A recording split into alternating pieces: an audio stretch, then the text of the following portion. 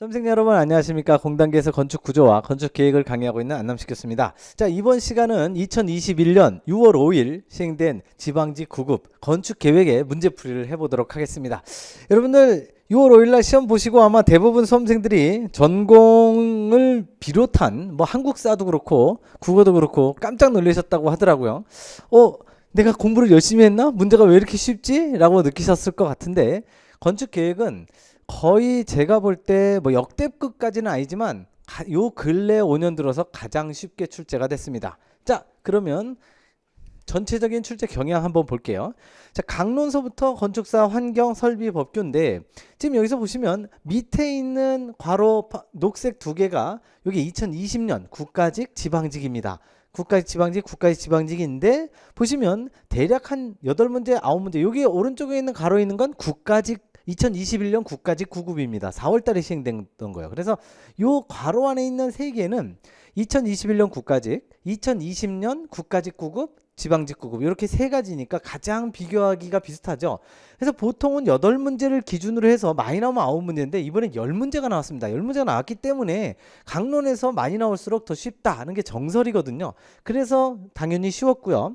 그리고 한국건축사, 투상건축사 문제가 조금 어려운데 두 문제가 한 문제씩 출제가 됐고요. 건축 환경, 빛의 단위 가장 쉬운 기초 이론에서 지금 제가 강의하고 있는 아주 쉬운 내용이 하나가 출제가 됐고, 설비도 보통 4문제씩 계속 나오다가 3문제로 한 문제 줄었습니다. 여기서 한 문제 줄고 여기서 한 문제 준 게 다 이쪽으로 넘어갔습니다. 그렇게 보시면 되고, 법규는 4문제가 출제가 됐죠. 자, 그러면 1번 문제부터 한번 보도록 하겠습니다.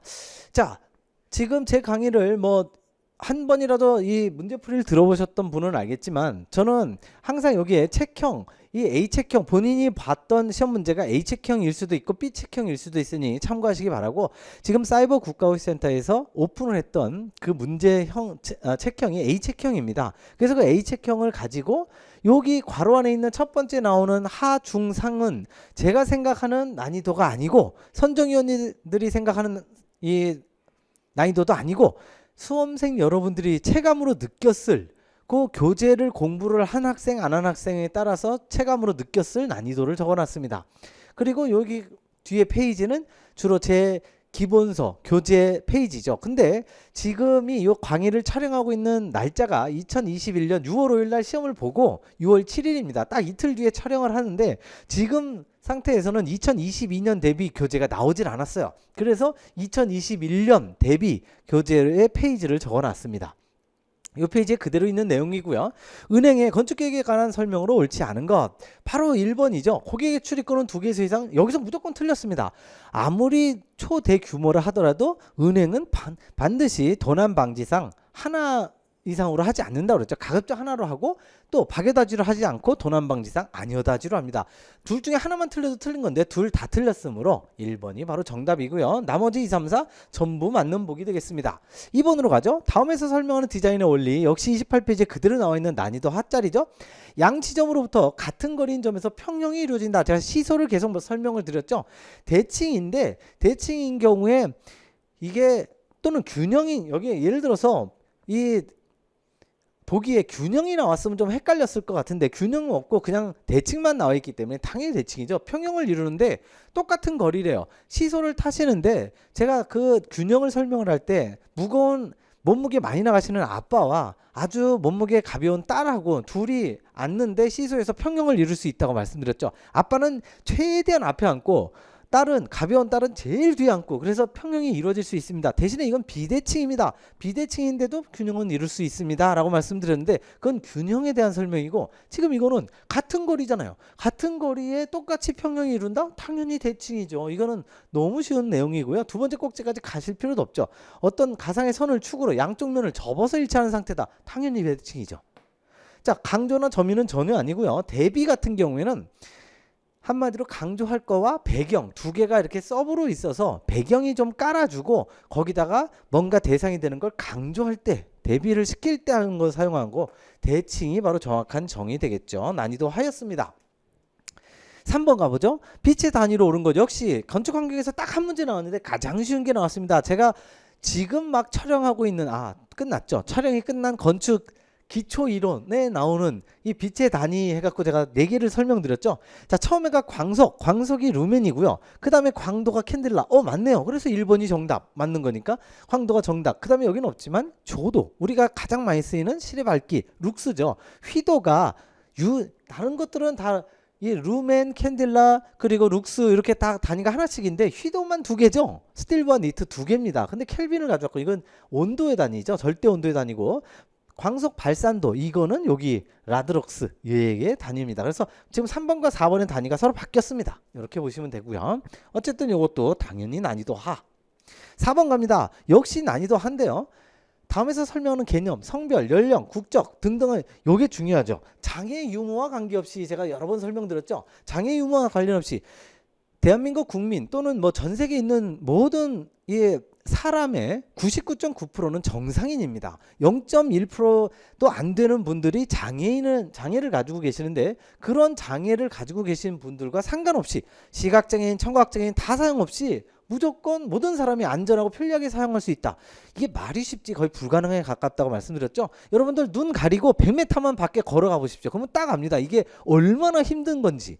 100m를 가리고 눈 가리고 한 2, 3m는 이동할 수 있겠죠. 밖에 나가서 100m, 500m 왔다 갔다 해보십시오. 난리 나죠. 왜냐하면 차가 어디서 오는지도 모르고 사람이 어디 있는지도 모르고 물건이 어디 있는지 모르고 어떻게 아실 거예요. 눈을 가리고 이거를 시각장애는 평생 살아갑니다. 그런 사람들도 편리하게 이용할 수 있게 만드는 거. 이거 뭡니까?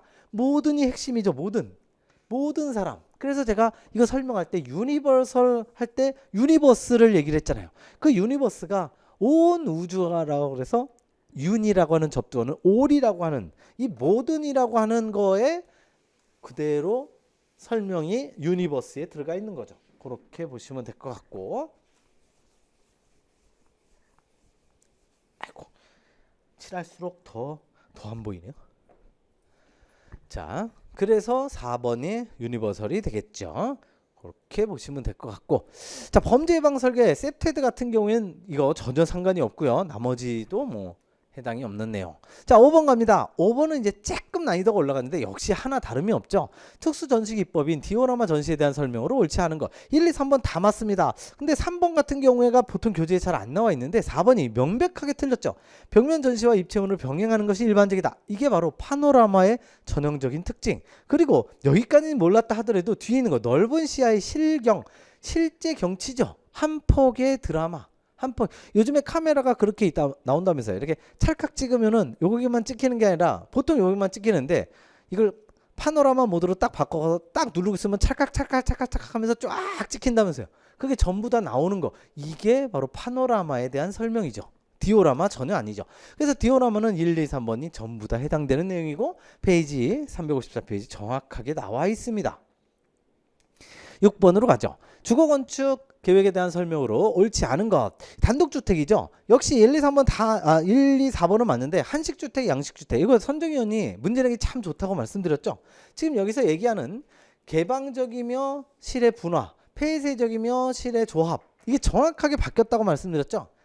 한식주택이 폐쇄적이고 실의 조합이고 양식주택이 개방적이고 실의 분화입니다. 자, 그런데 이거는 지금 그 내부에 대한 내용이고 벽을 기준으로 집 바깥을 기준으로 할 때 서로 반대라고 말씀드렸죠.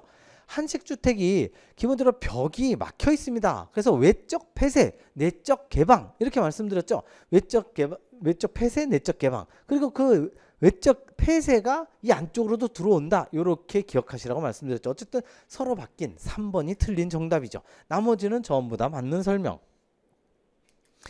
자, 7번 같은 경우에도 그렇게 어려운 내용은 아닙니다. 난이도 아마 이거 거의 난이도 하라고 생각을 하셨을 텐데요. 조금이라도 주차장법을 공부하셨던 분이라면 주차장 법령상 주차장 계획 및 구조, 설비 기준에 대한 설명으로 옳지 않은 것. 바로 1번이 틀렸습니다. 노회 주차장의 출입구 너비 기본이 항상 3.5m죠. 이거 3.5m인데 주차 대수 규모가 30대 이상, 이거 50대 이상이죠. 근데 50대 이상인 경우에도 두 개를 분리하지만 400대 초과인 경우도 분리하죠. 그 두 개까지 같이 외우라고 말씀드렸죠. 근데 지금 여기서는 몇 대 이상이니까 이거 굳이 400대 초과로 바꿀 필요가 없겠죠. 50대 이상이죠. 그래서 여기가 3.5, 저기가 50대 이상 이렇게 바뀐 정답. 나머지는 볼 필요가 없었죠. 물론 3번이 조금 까다로운 문제긴 했지만 역시 페이지에 그대로 제가 일부러 이렇게 페이지를 4개를 갖다 놓은 게 보기 1, 2, 3, 4의 페이지를 그대로 설명해 주고 있습니다. 전부 다 있는 거죠. 근데 뒤에 거 솔직히 2, 3, 4를 안 읽었다 하더라도 1번이 너무 쉬운 보기라 금방 답을 낼 수 있었고요. 난이도가 거의 1번서부터 7번까지가 제가 난이도 중을 한 두세 개 넣었는데 전부 다 하죠. 아마 별 문제 없이 아주 빨리 풀 수 있었을 겁니다. 8번 갑니다. 역시 이것도 별로 어렵지 않은 기출 문제가 비슷한 내용인데 8번 사무소 건축 계획에 대한 설명으로 옳지 않은 것. 여기 3번에 보시면 승강기 배치 경우 4대 이상이면 알코브형이다. 비슷한 기출 문제가 틀린 보기로 나온 적이 있었죠. 4대 이상이면 알코브로 무조건 가지 않는다고 그랬죠. 4대 이하. 4대 이하면 직선 배치. 그리고 알코브는 교재마다 약간은 틀리지만 최하가 6대예요. 6대 또는 5대, 뭐 8대 그렇게 5대 내지 6대 이상일 경우에 알코브를 쓰지 4대까지는 직선 배치를 씁니다. 최대는 10대는 맞고요. 그래서 3번이 정답. 나머지는 보통 1, 2번은 많이 나왔던 거고 4번은 제가 문제가 나올 거라고 예상했던 거죠. 한 번도 안 나왔던 기준점 평명의 결정 요소가 이 건축 기사 문제에 많이 나오니까 참고하라고 말씀드렸죠. 그래서 구조상 스팬의 한도, 설비 시스템상의 한계, 자연채광, 피난거리 다 하라고 말씀드렸죠. 그래서 요게 또 맞는 보기로 출제가 새롭게 됐습니다. 그러니까 다음번에는 이게 틀린 보기로 나올 수 있겠죠. 역시 공부하셔야 되고 어쨌든 3번이 틀린 정답이 됩니다. 9번으로 가죠. 건축물 범죄 예방 설계 가이드라인상 설계 기준에 대한 설명으로 옳지 않은 것. 자, 요게 제가 전에도 한번 나와서 비슷하게 나와서 설명을 드렸었는데 뭐 교재에는 없다 하더라도 4번 같은 게 이 보시면 여기 난이도 중이라고 하고 페이지가 118페이지에 나와 있긴 합니다. 나와 있는 것도 있지만 이 4번 같은 경우에는 나와 있지 않아요. 나와 있지 않은데 보시면 공적인 장소와 사적인 장소 간의 융합. 요게 이제 핵심인데요. 융합인다. 자, 지금 우리 제목이 건축물의 범죄 예방, 범죄가 일어나지 않게 하려면 영역성을 우리 세프테드 할 때 기억나시죠?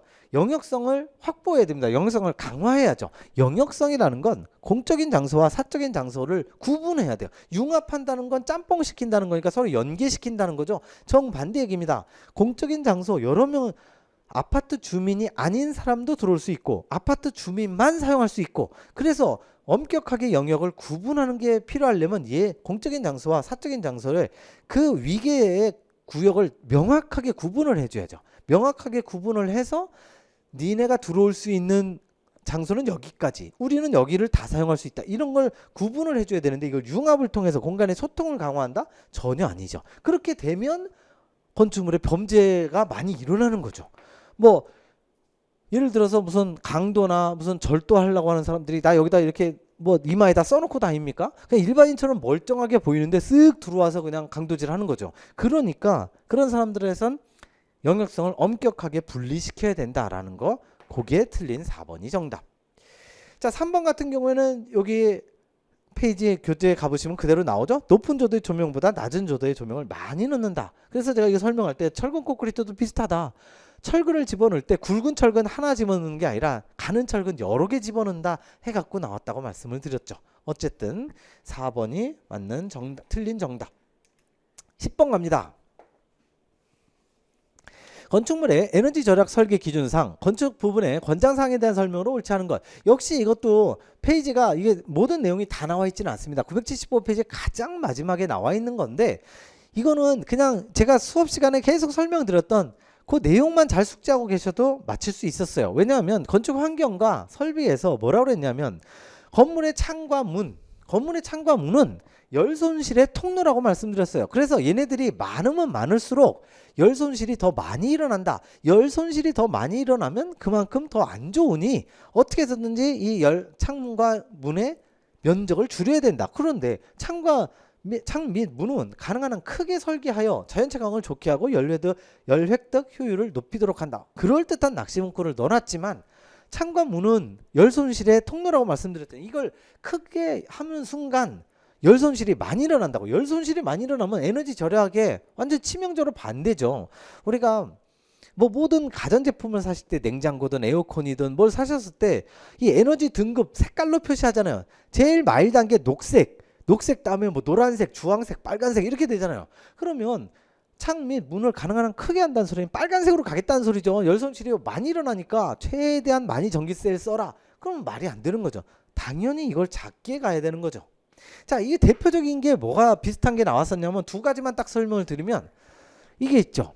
우리 한식주택 한식주택이 아니라 한국건축사에 요거 있었죠. 옛날 한국건축사에 뭐 중부지방, 남부지방, 한랭지방의 어떤 가옥의 형태. 그래서 전자형 어딥니까? 전자형. 전자형이 바로 함경도 지방, 한랭지방이잖아요. 전자형의 계급부가 어떻다고요? 계급부가 작다고 말씀드렸잖아요. 이거 열 손실이 많이 일어나니까 계급부가 작다고요. 또 한 가지 제가 설명드렸을 때 이건 어디서 설명드렸냐면 건축 환경에서 1사1조에 설명드렸을 때 에너지 절약이 에너지가 손실이 많이 일어나느냐 적게 일어나느냐를 제가 똑같은 여우를 두고 제가 설명을 드렸죠. 북극여우와 사막여우. 북극여우는 워낙 추운 지방이 있기 때문에 귀가 굉장히 작다고요. 어떻게 해서든지 열 손실을 최소화하기 위해서. 사막여우는요 이만큼 큽니다. 최대한 열을 발산시켜야 되기 때문에. 그래서 귀의 크기만 봐도 북극여우와 사막여우만 봐도 아, 추운 지방에서는 최대한 계급부가 작아야겠구나. 대신에 사막지방 뭐 이렇게 이 굉장히 더운 지방에서는 굉장히 계급부가 커야겠구나라는 걸 아시겠죠. 에너지 절약을 하기 위해선 계급부는 가능한 한 작게 하는 게 좋습니다. 가능한 한 작게 해서 열 손실을 최소화하고 에너지 절약을 할 수 있는 방향. 그래서 뒤에 있는 설명 다 틀린 거죠. 이런 낚시 문구에 현혹되지 말라고 제가 말씀을 드렸죠. 어쨌든 정확하게 여러분들이 핵심을 찌르고 있어야 됩니다. 건물의 창 및 문은 가능한 한 작게 하고 있어야 된다. 이것도 2번 같은 경우에도 제가 옥상 녹화할 때 비슷하게 설명드렸죠. 건물 옥상에는 조경을 하여 조경하는 게 바로 옥상 녹화죠. 그 옥상 녹화가 좋은 게 최상층 지붕의 열 저항을 높이고 열 저항, 열이 빠져나 또는 들어오고자 하는 열 저항을 높여주는 거고 흙이 있으니까 흙이 굉장히 좋은 거거든요. 흙과 바로 물이 있기 때문에 얘네들이 저항을 딱 열이 더 이상 침투 못하게 또는 나가지 못하게 해주는 거죠. 옥상면에 직접 도달하는 일사도 차단해주는. 그래서 결국은 뭐예요? 에너지가 절약이 된다고 말씀드렸잖아요. 그게 바로 옥상 조경의 옥상 녹화의 경제적인 효과 말씀드렸죠. 그래서 기본적으로 이게 에너지 절약 설계 기준이라는 게 정확하게 문구가 없다 하더라도 기본적으로 맞힐 수 있었던 내용입니다. 그래서 난이도는 중으로 표시를 했고요. 결코 이 문제 10번이면 9번 10번이면 굉장히 난이도 상이 나와야 되는데 난이도가 그렇게 높지 않은 충분히 맞출 수 있었던 내용이 되겠습니다. 11번으로 가죠. 자, 도서관 계획에 대한 설명으로 옳지 않은 것 1, 2, 3, 4번의 보기가 주르륵 나와 있습니다. 그 당연히 난이도는 하죠. 제가 말씀드렸다시피 1번, 2번 난이도 하, 11번, 12번 난이도 하, 9번, 10번은 난이도 중 아니면 상 쪽으로 배치를 한다고요. 사이버 국가고시센터는 대부분이 그렇습니다. 그게 선정형 가이드라인에 나와 있기 때문에 그걸 그대로 따라간다고 말씀을 드렸었던 거고요. 자, 1번부터 볼까요? 도서관 건축계획에 모듈러 플랜을 통해 건축계획은 모듈러 플랜을 통해 확장 변화에 대응하는 것이 유리하다. 당연히 모듈러 플랜 기억나시죠? 모듈 정합해서 1M, 2M, 3M 이렇게 늘어나고 줄어드는 거. 도서관의 건축계획은 당연히 그 증축에 대해서 신경 쓰라고 말씀드렸죠. 맞고요. 2번이 틀렸죠. 반개가식은 이용률이 낮은 도서나 귀중서 보관에 적합하다. 귀중서 이용률이 낮은 도서 또는 대규모 이거는 다 폐가식이잖아요. 반개가식 아닙니다. 반개가식은 기본적으로 어떤 거에 적합하다. 뭐 신간서적이다. 표지만 볼 수 있다. 이 정도만 나오고 자유개가식 플러스 안전개가식 정도의 특징밖에 없고 이거에 대한 설명은 폐가식에 대한 설명 되겠습니다. 3번의 안전개가식 15,000건 정확하게 맞죠? 참고실도 한번 기출로 나온 적이 있었고요.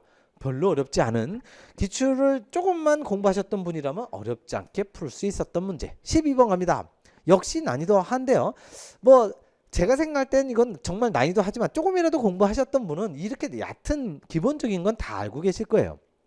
가나다라와 ABC들을 서로 짝짓기 선긋기를 해라. 뭐 유치원생끼리 유치원생 숙제처럼 그렇게 해라는 거죠. 자, 프로시니어 마치 생각을 하시면 프로시니엄은 바로 극장의 형태잖아요. 프로시니엄 아레나형 뭐 가변형 이렇게 여러 가지 극장이니까 극장이나 공연장 B하고 연결이 되고요. B, B, D, D. 그러니까 3, 4번 탈락, 1, 2번 중에 하나인데 클린룸 갑니다. 클린룸. 뭡니까? 당연히 공장이죠. 반도체 공장에 쓰이는 게 클린룸. 우리가 공기 조화 설비를 할 때, 공기 환경에서 할 때 1종, 2종, 3종일 때 어딥니까? 2종이라는 거 설명드렸었잖아요. 클린룸은 공장. 그래서 A. 그냥 바로 답이 나왔네요. 가나가 BA라는 것만 알면 바로 답이 나오죠. 이 뒤에는 읽을 필요가 없는 거죠. BA가 이거 하나밖에 없잖아요. 그럼 1번이 정답. 뒤에는 볼 필요가 없죠. 빨리빨리 풀어야죠.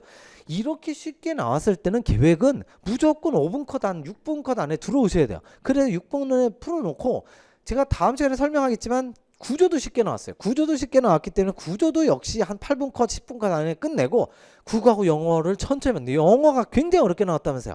영어를 한 4, 50분 정도를 줬어야죠. 충분히 시간을 들여서 푸셨어야 되는 거였는데 어쨌든 대부분 그렇게 하셨으리라 생각이 되고, 자, 캐럴 개인연구실이죠. 도서관에 있는 개인연구실. 그래서 D가 오는 거고, 프런트 오피스 바로 관리 부분에 들어가 있는 호텔의 관리 부분이죠. 프런트 오피스는 관리 부분, 프런트 데스크는 공용 부분이라고 말씀드렸고, 1번 바로 맞는 난이도 하.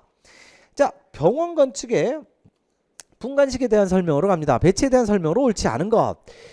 1번 보시면 넓은 대지가 필요하며 보행거리가 멀어진다. 자, 병원 건축의 분관식은 학교 건축의 분산 병렬형과 정확하게 똑같다고 말씀드렸어요. 넓은 대지가 필요하죠. 그래서 비경제지라고 말씀드렸고, 보행거리가 길어지죠. 왜냐하면 길쭉하게 가기 때문에. 2번 급수, 난방, 위생, 기계설비 등의 설비비가 적게 된다? 적게 될 리가 없죠. 왜냐하면 보행거리가 길어지니까.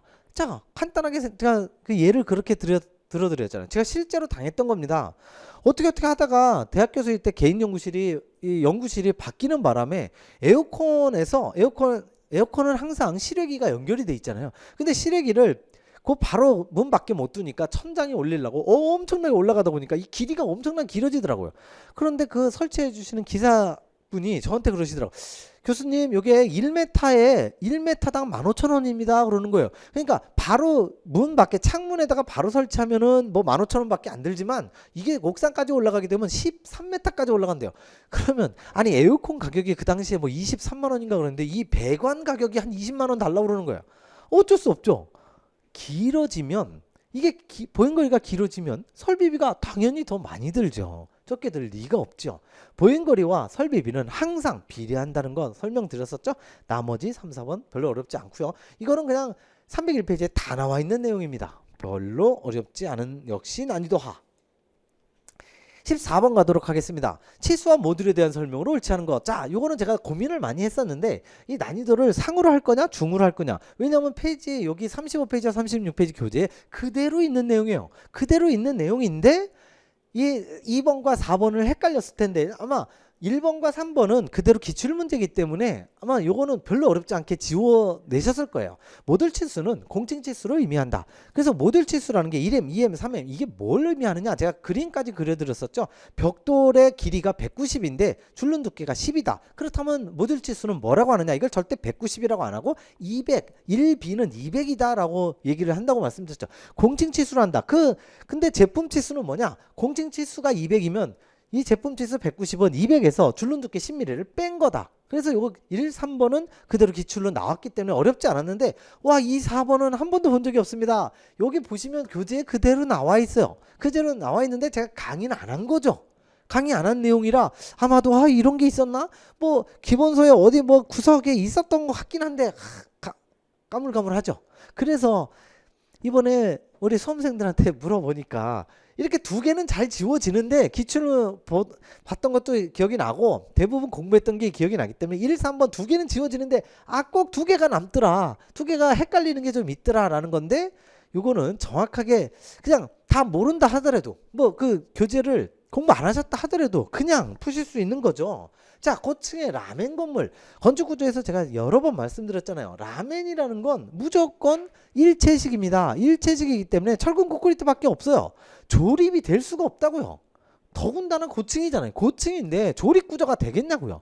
고층이 일반적으로 뭐 2층이나 3층짜리는 조립 구조가 될 수 있겠죠. 근데 고층이면 우리 건축법규에서 고층 건축물의 정의 30층 이상이거나 120m 이상 둘 중에 하나면 되는데, 아니 30층 이상을 어떻게 조립식으로 만들어요? 상식적으로 이건 뭐 굳이 이걸 배워야 합니까? 고층 건축물인데 30층짜리를 조립식으로 만들 수가 없잖아요. 더군다나 줄눈이라는 건 뭔가 조립 부재를 해갖고 뭔가 조적식처럼 이렇게 뭐 모르타르로 만들어? 아니 30층 이상을 조적식으로 올라갈 리가 없잖아요. 기본적으로 그건 상식적으로 알고 계셔야죠. 라멘 건물은 당연히 벽이나 기둥으로 올라가죠. 그래서 기둥의 중심간 거리입니다.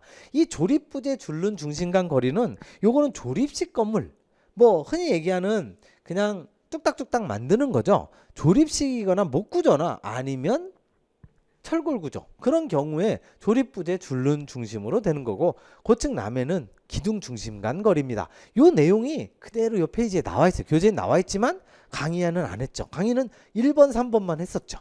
그래도 이거는 상식적으로 맞힐 수 있어야죠. 왜냐면 4번 보시면 창호 치수는 문틀과 벽 사이의 줄눈 중심간 거리가 모듈 치수에 일치하도록 한다. 당연히 모듈 치수는 일치해야 되는데 이 모듈 치수가 문틀과 벽 사이의 줄눈 중심간 거리가 맞느냐, 이걸 물어보는 건데 정확하게 맞습니다. 2번만 틀린 정답이 되는 거죠. 그래서 고층 라멘 건물은 이 조립부재 이게 아니라 기둥 중심간 거리, 이렇게 보시는 게 맞죠.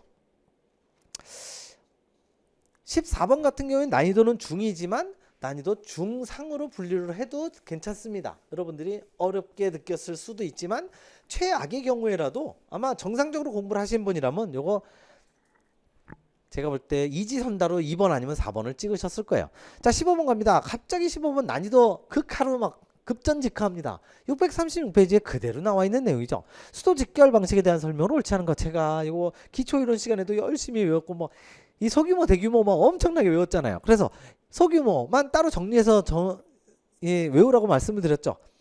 연속술로, 측광식, 주심포, 입공, 그리고 다음에 처음에 5번째로 바로 나오는 게 바로 수도 직결이잖아요. 수도 직결 방식은 대규모 급수 설비에 적합하다? 그럴 리가요. 소규모라고 말씀드렸잖아요. 그래서 수도 직결, 대규모가 아닌 소규모라는 것만 외우고 있었으면 별로 어렵지 않았죠. 1, 2, 3번도 다 나와 있는 내용입니다. 탱크나 펌프가 필요하지 않아서 설비비가 적게 소요된다. 설비비가 적게, 펌프가 없기 때문에 3번 정전일 때 펌프가 기계가 없으니까 정전이라도 급수로 계속할 수 있다 말씀드렸고, 정전은 항상 펌프가 있느냐 없느냐를 보라고 말씀드렸고, 2번 수도 압력 변화에 따라서 급수압이 변한다. 당연히 압력이 세면 변하고, 자, 그거 제일 이 정전일 때는 급수를 계속할 수 있지만 어떨 때 단수가 된다고 그랬어요? 상수도관 파열. 상수도관이 파열돼서 누가 포크레인으로 도로공사하다가 상수도관을 딱 파열시켜버렸어. 그러면 저쪽에서 아무리 수자원공사에서 수도 보내는 공급 압력을 엄청나게 세게 해도 다 그냥 도로에 물이 콸콸 넘쳐버리고 단수가 되잖아요. 비슷하게 수도 압력의 변화에 따라서 당연히 급수압이 변하는 거죠. 급수압이 안 변하는 건 고가 탱크, 이렇게 되는 거고, 또 여기 1, 2, 3, 4번 여기에 수도 직결의 결정적인 아주 쉬운 보기가 하나가 안 나온 게 있죠.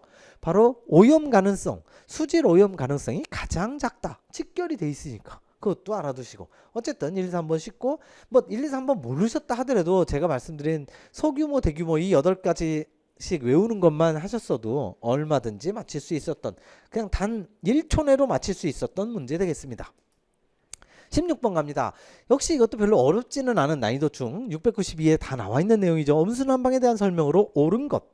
자, 여태까지 전부 옳지 않은 것을 물어보다가 드디어 이제 옳은 거 하나 물어봤어요. 1번, 난방부하의 변동에 따라 온수 온도와 온수의 순환 수량을 쉽게 조절할 수 있다.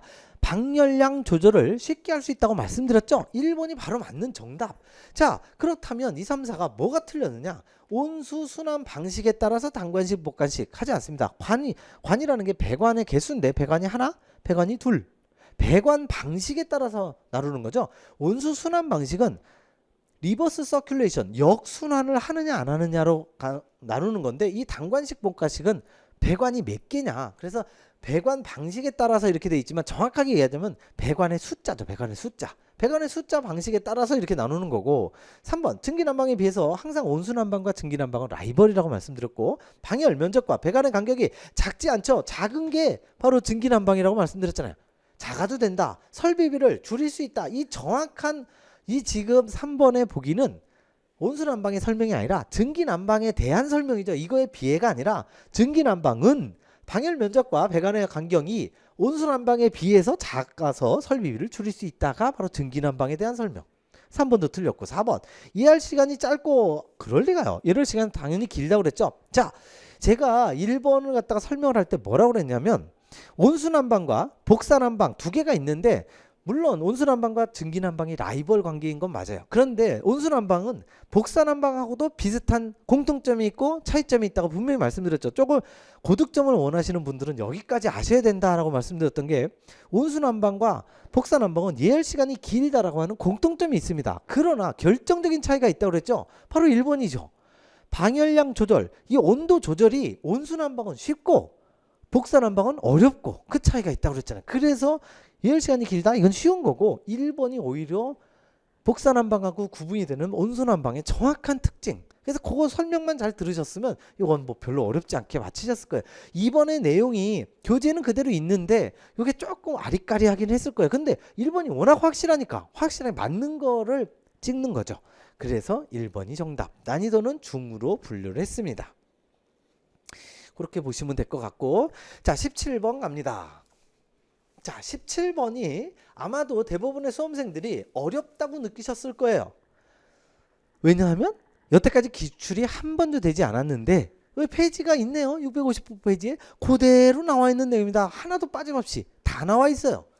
다 나와 있는데 난이도를 제가 이걸 엄밀하게 생각하다가 제가 생각할 땐 난이도 중인데 여러분들은 난이도 중상, 상이라고 생각했을 가능성이 굉장히 큽니다. 왜냐하면 공부할 게 너무 많기 때문에 제가 강의하지 않은, 일반 학원에서 강의하지 않은 교재에 나와 있는 내용까지 다 빠삭하게 공부한다는 건 거의 불가능에 가깝죠. 1200페이지를 몽땅 다 외운다는 게 쉽지 않기 때문에, 그래서 제가 난이도를 중상으로 표시를 했습니다.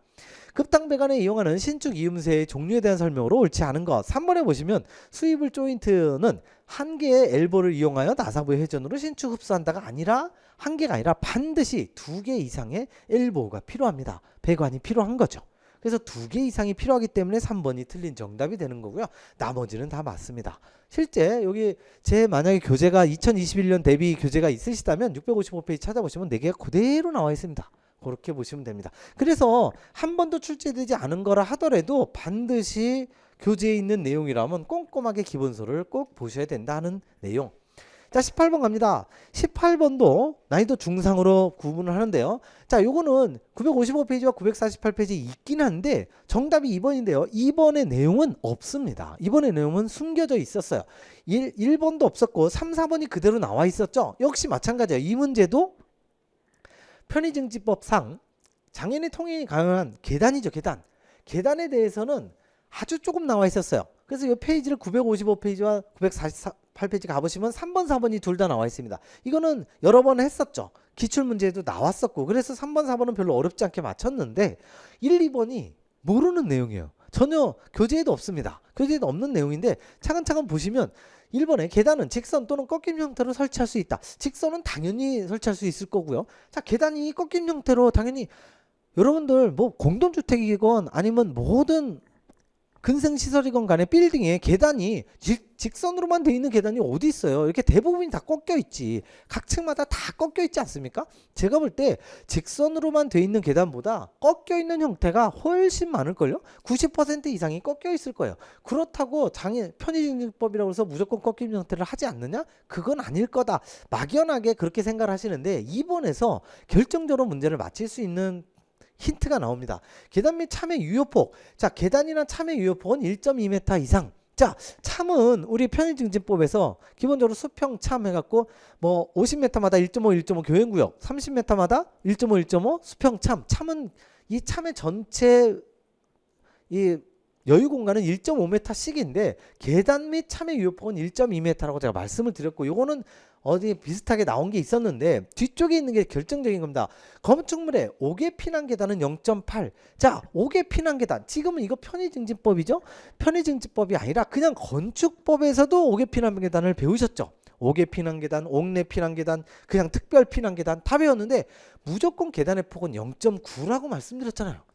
그때의 건축법에서 말씀드렸던 계단의 폭과 편의증진법의 출입구와 출입문의 폭은 다 0.9로 싹 바뀌었다고 말씀드렸잖아요. 이거 0.8 아닙니다. 옛날 규정이에요. 0.9로 바뀌었죠. 그래서 2번이 정답. 혹시라도 1번을 잘 모른다 하더라도 2번이 5개 피난 계단이 0.9인데 건축법에서 배웠던 그 내용만 알면 편의증진법, 아니 그냥 일반 건강한 사람들이 대피하는데도 0.9가 필요한데 편의증진법, 이 불편하신 장애인이나 노인, 임산부들이 대피하는데 당연히 그보단 더 크거나 같아야 될 거 아니에요. 예를 들어서 이게 0.9가 아니라 뭐 1.1이다 1.2다 그러면 고민을 해야죠. 더 크니까. 그런데 더 작어? 그러면 무조건 0.9라는 걸 기억을 하셨으면 2번을 찍으셨어야 돼요. 그래서 난이도가 그냥 상이 아니라 중상으로 내려왔습니다. 왜냐하면 그 정도는 여러분들이 공부한 거를 응용해서 풀 수 있어야 된다는 거죠. 왜냐하면 그냥 엉뚱장땅 하는 게 아니라 건축법에서 배운 거잖아요. 이건 지금 장애인 복지 편의증진법이지만 여러분들이 배웠던 건축법에 옥외 피난 계단은 무조건 폭은 0.9m로 한다. 옥외, 옥내, 특별 다 똑같다고 말씀드렸잖아요. 그거를 기억하시는 순간 이건 맞출 수 있었던 거죠. 그래서 이번 시험 문제는 그야말로 이 교재에 없는 내용이 정말 거의 한두 문제밖에 없는데 응용을 할 수 있느냐, 배운 내용을 갖다가 응용해서 적용을 할 수 있느냐가 핵심 키워드였었어요. 19번 갑니다. 한국의 근현대 건축가와 그의 작품의 연결이 옳은 것. 자, 이것도 난이도 중으로 했어요. 난이도 상이 아닙니다. 왜냐하면 416과 417에 대부분 다 나와 있어요. 이거는 기출에서 비슷하게 나왔었는데 뭐 기출이 정확하게 나온 건 아니지만 교재에 그대로 있는 내용이죠. 김수근 건축가가 경동교회와 여기 국립부여박물관 이 두 개는 무조건 외우라고 말씀을 드렸었죠. 워낙 유명하신 분이니까. 그리고 이태 절두산 성당 이거 제가 강의했었죠. 예, 이렇게 연결된 거죠. 김중호 선생님이 제주대학교 본관 이것만 없습니다. 이것만 없고 1번, 3번 요 부여박물관, 경동교회 그리고 절두산 성당이 다 있었죠. 김중호 선생님이 제주대학교 본관을 설계했습니다. 이건 몰랐다 하더라도 이태 선생님이 절두단, 김수근 선생님이 부여와 경동은 둘 다 설계를 했다는 거를 교재를 꼼꼼하게 공부하신 분이라면 3번을 어렵지 않게 구했을 겁니다. 그래서 난이도 중. 열심히 공부하신 분은 난이도 중으로 가는 거고 한국어 조사 대충 하지 뭐 하신 분은 그냥 찍었을 거예요. 난이도 상. 그렇지만 이거는 충분히 맞출 수 있었던 내용. 그렇게 정리하시면 될 것 같습니다. 자, 마지막 문제입니다. 이 마지막 문제도 보시면 여기 지금 페이지가 4개나 돼 있죠? 이 4개가 다 1, 2, 3, 4번을 다 얘기하고 있는 겁니다. 서양 건축 양식에 대한 설명으로 옳지 않은 것 가겠습니다. 자, 먼저 쉬운 거부터 볼게요. 3번부터 보시면 비잔틴 양식은 동서양의 문화가 혼합이 특징이다. 그래서 비잔틴이 원래 문화가 융성하게 됐다고 그랬잖아요. 그러니까 사라센이 침범했다고 그랬죠. 그럼 사라센이 침범하면 우리 일본이 우리나라 지배했듯이 사라센의 문화가 다 덮는 게 아니라 아주 찔끔 들어왔고 95%의 워낙 비잔틴 문화가 워낙 융성하기 때문에 사라센은 힘만 셌지 문화가 별로 없었다고 그랬잖아요. 95 플러스 5. 그래서 짬뽕이 되긴 됐어요. 동서양의 문화가 짬뽕이 됐고 펜덴티브도 창안했다. 정확하게 맞죠? 4번 고딕 양식은 첨도와치, 플라잉 버틀에서 리브볼트. 제가 항상 우리 주소원 애기라고 하는 첨탑이 꼭 빠진다고 말씀드렸죠. 어쨌든 이거 같은 이런 구조적이자 장식적인 기법을 사용했다. 하나도 틀린 게 없죠? 3, 4번 쉽습니다. 기출로 여러 번 나왔었던 거고요. 1, 2번이 문제인데 1번부터 볼게요. 로마 양식은 아치나 볼트를 이용하여 넓은 내부 공간을 만들었다. 자, 요거를 얕게 공부하신 분은 아치나 볼트는 로마네스크 아니에요? 라고 생각하실 수 있습니다. 로마네스크도 맞죠. 자, 로마네스크의 단어 뜻이 뭡니까? 로마네스크 이 네스크의 단어의 뜻이 뭐예요? 로마를 좋아하는 거잖아요. 로마와 비슷하게 로마와 닮은 이런 뜻이잖아요. 당연히 뭐 초비로 고로바 이 순서를 봤을 때 이서그로니까 로마가 먼저 있고 초기 기독교 초비로잖아요. 그래서 로마가 나오고 초기 기독교 그리고 비잔틴 다음에 로마네스크니까 로마네스크가 당연히 로마를 따라왔기 때문에 로마 양식은 아치하고 볼트를 이용을 했습니다. 그걸 따라왔기 때문에 로마네스크도 맞죠. 로마와 로마네스크 둘 다 공통되는 성격입니다. 1번이 맞는 보기죠. 2번 왜 틀렸냐? 초기 기독교 양식은 투시도법을 도입했다. 당연히 맞습니다. 투시도법을 도입해서 수평선을 강조를 했습니다. 그런데 장미창을 사용했다. 장미 모양이 이렇게 반짝반짝반짝 나오는 창. 이거는 고딕 건축의 특징입니다. 이게 틀린 거죠. 그래서 2번이 정답. 자, 역시 2번 문제도 마찬가지입니다. 3번, 4번은 기출문제로 많이 나왔으니까 쉬운 내용. 1번 같은 경우에는 충실하게 공부하셨던 분은 로마 그리고 로마네스크 둘 다 로마자가 다 들어가잖아요. 그렇기 때문에 얘네들은 아치와 볼트를 둘 다 사용을 했다. 여기 1번까지는 확실하게 알 수 있다고요. 2번에 장미창 이건 교재에 없습니다. 요 투시도법은 있는데 장미창은 없어요. 장미창은 없지만 잘 모르지만 1, 3, 4가 무조건 맞으면 틀린 거는 2번밖에 더 있겠냐고요. 이렇게 찍으셔야죠. 내공이 충분하다면 충분히 맞출 수 있어서 제가 난이도 중으로 표시를 했습니다. 자, 20번 문제까지 전체 다 풀어봤는데요. 자, 간단하게 요약을 한번 정리를 해드리도록 하겠습니다. 이번에 2021년 지방직 9급 건축 계획은요, 당연히 거의 지난 5년 동안 시행됐던 뭐 국가직 9급, 지방직 9급 한 10번의 그 내용 중에 10번의 횟수 중에 가장 쉽게 출제가 됐다라고 보여지고요. 기본서에 전혀 없는 내용, 지금 보시는 바와 같이 한두 개 정도 있죠. 지문이 한 두세 개 정도 있습니다. 한 문제 다도 아니라 한 두세 개 정도 있을 정도로 여태까지 국가직 9급만 하더라도 아예 네 문제가 통째로 없었잖아요. 통째로 없었기 때문에 굉장히 많이 찍었었는데 나머지 문제도 난이도가 꽤 있는 정도로 나왔는데, 지금 이 문제는 제가 볼 때 지방직 9급은 아주 평이하게 출제가 됐다. 그래서 상당히 쉽게 출제가 돼갖고 90점 이상이 꽤 많이 나왔을 걸로 예상이 됩니다. 충실하게 공부하셨던 분이라면 대부분 다 90점 아니면 95점을 맞았을 것 같아요. 물론 한두 문제 찍은 건 있겠죠. 그렇기 때문에 찍은 거를 다 틀렸다고 가정하고 아마도 85점, 90점 굉장히 많이 나왔을 걸로 예상이 됩니다. 자, 이상으로 2021년 지방직 9급의 건축계획 문제풀이를 모두 마치도록 하겠습니다.